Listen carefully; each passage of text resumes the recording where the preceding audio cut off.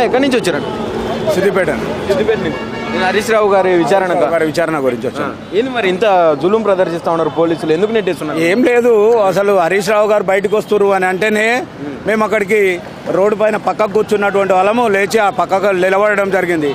కానీ పోలీసులు మరి ఆ పోలీసులకు ఏ విధంగా ఆదేశాలు వచ్చినాయో ప్రభుత్వం నుండి, ముఖ్యమంత్రి నుండి, మరి పోలీసులు ఎందుకో ఒక్కసారిగా మీద పడి మీరందరూ జరగండి, వెళ్ళిపోండి ఇక్కడికి వెళ్ళని చెప్పి ఇబ్బందులు సృష్టిస్తూ ఉన్నారు, నూకేస్తూ ఉన్నారు. కార్యకర్తల మీద పడి ఎటువంటి అటు దొబ్బుతూ ఉన్నారు.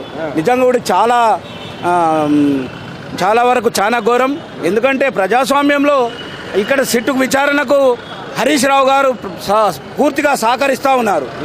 ప్రభుత్వము మొన్ననే మరి వీళ్ళకు న్యాయం పట్ల గౌరవం లేదా, న్యాయస్థానాల పట్ల వీళ్ళకు గౌరవం లేదా తెలియదు, కానీ సుప్రీంకోర్టులో ఆల్రెడీ క్లీన్ చిట్ ఇచ్చింది హరీష్ రావు గారికి, హైకోర్టు క్లీన్ చిట్ ఇచ్చిన వీరు కావాలని ఉద్దేశపూర్వకంగా మళ్ళీ వీళ్ళు ఈరోజు హరీష్ రావు గారిని సిట్ పేరు మీద పిలవడం జరుగుతూ ఉంది.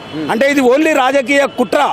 మొన్న ముఖ్యమంత్రి గారి అల్లుడు చేసినటువంటి భాగోతాన్ని, ఆయన చేసినటువంటి స్కామ్లను బయటపెట్టినందుకు ఈ మంత్రుల మధ్య కుదిరినటువంటి ఒప్పందాలు కుదరక కొట్లాడుకుంటుంటే అవన్నిటి విషయంలో హరీష్ రావు గారు మాట్లాడడం, ఇవన్నిటిని తట్టుకోలేక, వాటికి సరైన సమాధానం చెప్పలేక, ప్రజలకిచ్చిన హామీలు నిలబెట్టుకోలేక, ఇలాంటి వాటితోటి డైవర్ట్ పాలిటిక్స్ చేసి ప్రజలందరినీ మళ్ళొక వైపు మలిపించడం కోసం ఇలాంటి క్రిమినల్ పాలిటిక్స్ చేస్తూ ఉన్నారు. ఇది ప్రజాస్వామ్యంలో మంచిది కాదు. ఏది అడిగితే దానికి మాత్రమే సమాధానం చెప్పాలి. హరీష్ రావు గారు క్వశ్చన్ చేశారు, ఆ క్వశ్చన్కి ఆన్సర్ చెప్పండి. ఆ ఆన్సర్ చెప్పే దమ్ము లేక, ఆ ఆన్సర్ చెప్పడానికి ధైర్యం లేక, వాళ్ళు చేసిన అన్ని తప్పులు కాబట్టి ఆ తప్పులను కప్పిపుచ్చుకోవడం కోసం హరీష్ రావు గారి పైన మళ్ళొకసారి విచారణ సిట్ అని వేశాను. ఎలాంటి ఇబ్బంది లేదు. కడిగిన ముత్యంలాగా హరీష్ రావు గారు అక్కడ కావాల్సినటువంటి వాళ్ళు ఏదడిగితే దానికి సమాధానం చెప్పి బయటకు వస్తాడని పూర్తి విశ్వాసం మాకుంది. మాకు పూర్తి నమ్మకం ఉంది మా నాయకుని పైన. మేమందరం అందుకే ఓపికగా ఉన్నాం. కానీ ప్రభుత్వము ఇక్కడ ఉన్నటువంటి వాళ్ళను ఇబ్బంది పెట్టడం కోసం కావాల్సుకునే ఇలాంటి కార్యక్రమాలకు పూనుకుంటా ఉంది. ఇది మంచిది కాదు అని చెప్పి హెచ్చరిస్తూ ఉన్నాం. ఇలాంటి కార్యక్రమాలు చేస్తే తప్పకుండా గుణపాఠం చెప్తామని చెప్పి హెచ్చరిస్తూ ఉన్నాం.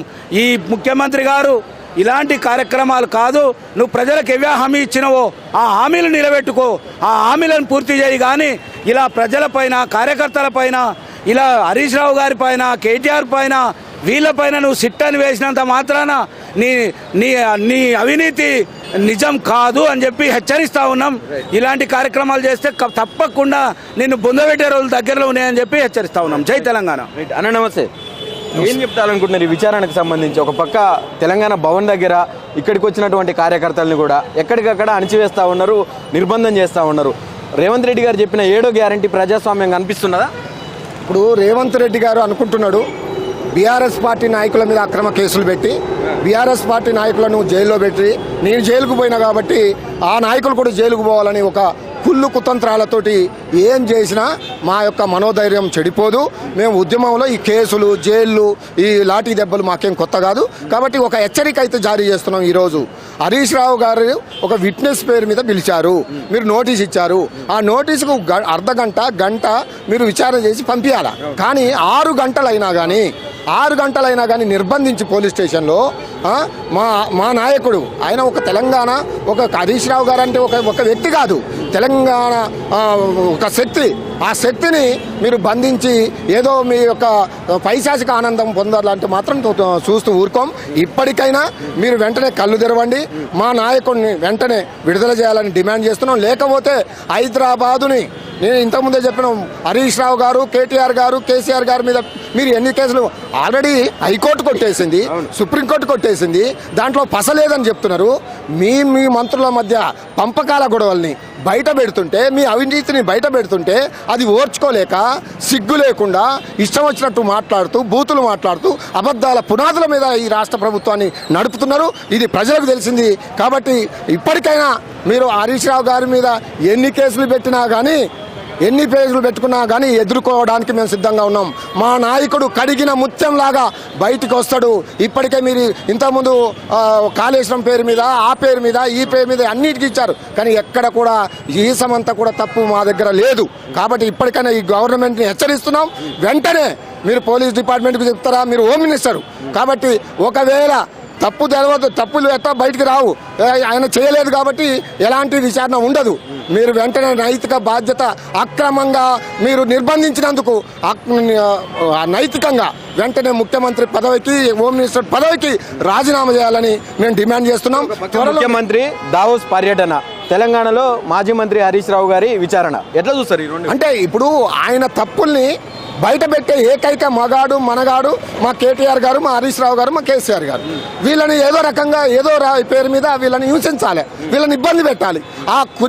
మీరు ఇచ్చిన 6 గ్యారెంటీల మీద మాత్రం సోయలేదు, కానీ మా నాయకులను ఇబ్బంది పెట్టడంలో మాత్రం దాన్నే మీరు ముందుకు తీసుకుపోతున్నారు. ఇది మంచి పద్ధతి కాదు. ఇప్పటికైనా మీరు దావోసు పోతారు, అక్కడ ఎంజాయ్ చేయండి, ప్రజల యొక్క బాగోలు ఏది పట్టించుకోకండి. ఇక్కడ మర్డర్లు జరుగుతున్నా, ఇక్కడ మానభంగాలు జరుగుతున్నా, ఇక్కడ అవినీతి జరుగుతున్నా, కుంభకోణాలు మొత్తం జరుగుతున్నా, మీ బామ్మర్ది ఒకవైపు, మీ అల్లుడు ఒకవైపు, మీ చుట్టాలు ఒకవైపు, మీ తమ్ముళ్ళు ఒకవైపు, మొత్తం తెలంగాణను సర్వనాశనం చేస్తున్న మిమ్మల్ని ఖచ్చితంగా మీ అంత చూస్తాం. మీ వెంటాడుతాం, మిమ్మల్ని వేటాడుతాం. తెలంగాణ ప్రభుత్వాన్ని మళ్ళీ మేము బీఆర్ఎస్ ప్రభుత్వాన్ని తెచ్చుకుంటామని ఈ సందర్భంగా తెలియజేస్తున్నాం. ఇప్పటికైనా హరీష్ రావు గారు మాట్లాడినందుకైనా ఈ రోజు నోటీసులో అనుకోవచ్చు డైవర్షన్ పాలిటిక్స్. ఆయన మొత్తం ఏం చేస్తాడంటే, ఒక ఇష్యూ వచ్చిందంటే వాళ్ళ మీదకి వస్తుంది అంటే ఒక డైవర్షన్ పాలిటిక్స్ చేస్తాడు. ఇది ఆయనకు ఎన్నతో పెట్టిన విద్య. నీ యొక్క టక్కుటమార గోకర్ణ గజకర్ణ విద్యలు బీఆర్ఎస్ పార్టీకి, అలాగే తెలంగాణ ప్రజలకు అందరికీ తెలుసు. కాబట్టి నీ తక్కుటమార గోకర్ణ గజకల విద్యలకు సమాధి చేస్తాం. ఖచ్చితంగా మా పవర్ ఏందో, మా శక్తి ఏందో, తెలంగాణ ఉద్యమకారుల శక్తి ఏందో కూడా మేము రుచి చూపెడతామని ఈ సందర్భంగా తెలియజేస్తున్నాం. ఒక పక్క అటు మీరన్నట్టు హైకోర్టు కావచ్చు, సుప్రీంకోర్టు కావచ్చు, ఈ విషయంలో హరీష్ రావు గారికి అలాగే మాజీ ముఖ్యమంత్రి గారికి ఎలాంటి సంబంధం లేదు అని చెప్పి క్లీన్ చిట్ ఇచ్చినటువంటి పరిస్థితి.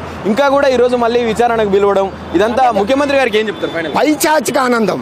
ఆయన జైల్లో ఉన్నాడు, ఆయన నోటుకు ఓటు కేసులో దొరికిన ఒక దొంగ, ఆయన జైలుకు పోయిండు. కాబట్టి వీళ్ళని కూడా ఏదో రకంగా జైలుకు పంపాలి. ఇలా తప్పు జరుగుతాయి కదా.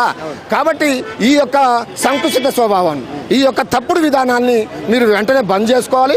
ఇప్పటికైనా పాలన మీద దృష్టి పెట్టు. ఇలాంటి చిల్లర కేసుల మీద దృష్టి పెట్టడం వల్ల నువ్వే పతనం అయిపోతావని ఈ సందర్భంగా మీ ద్వారా తెలియజేస్తున్నాను.